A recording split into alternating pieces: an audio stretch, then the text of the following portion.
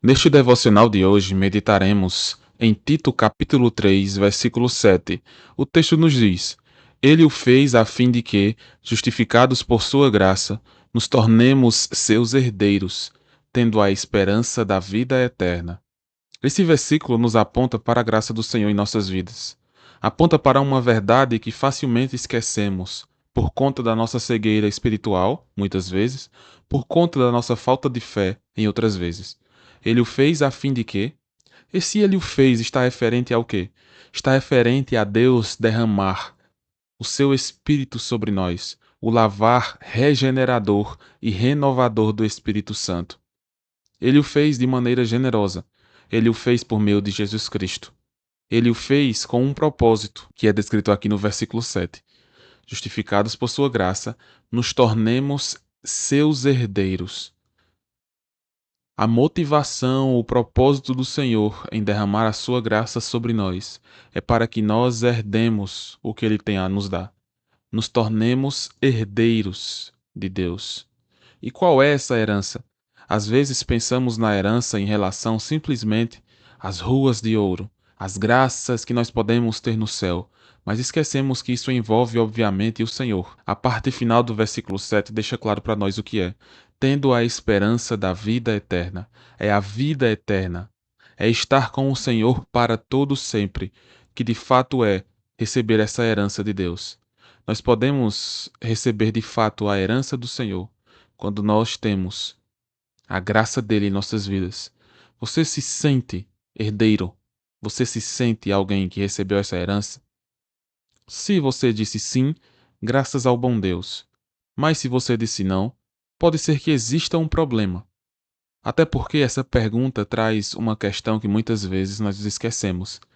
O sentimento em si pode até parecer ser bom em algum momento, mas ele não define o que de fato é a realidade.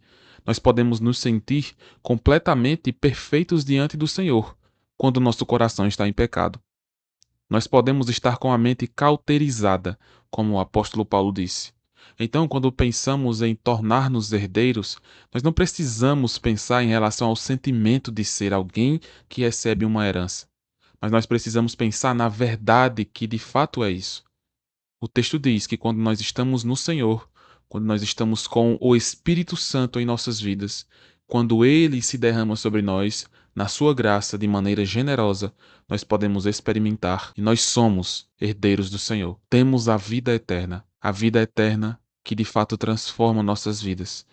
Não porque nós vamos pensar simplesmente no que nós vamos alcançar, no que nós podemos ter na eternidade, mas principalmente porque nós teremos um relacionamento com o Senhor Deus, de maneira que não será privada por nossas limitações pecaminosas, não será privada pela nossa fé limitada, mas estaremos com o Senhor para todo sempre.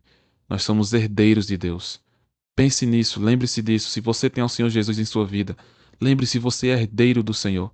Você deve de fato crer cada vez mais nessa realidade para que você viva de maneira digna da vocação, do que você foi chamado.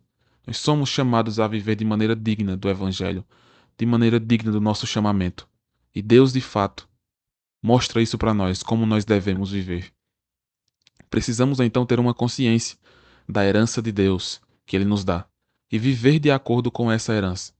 No seu dia a dia você tem vivido assim, a perceber como você pode viver mais uma vida de herdeiro do Senhor, não uma vida de mesquinharia, como se você fosse alguém que tivesse regalias no céu mais que outras pessoas, mas de maneira a perceber que a herança de fato é o próprio Deus, que a herança de fato é estar com o Senhor. E quando nós percebemos isso, nós colocaremos as coisas na medida correta. Nós daremos valor a certas coisas aqui, mas nós não daremos o valor eterno às coisas aqui. Nós não idolatraremos as coisas aqui. Nós estaremos olhando para o Senhor, o autor e consumador da nossa fé. Que o Senhor te abençoe grandemente.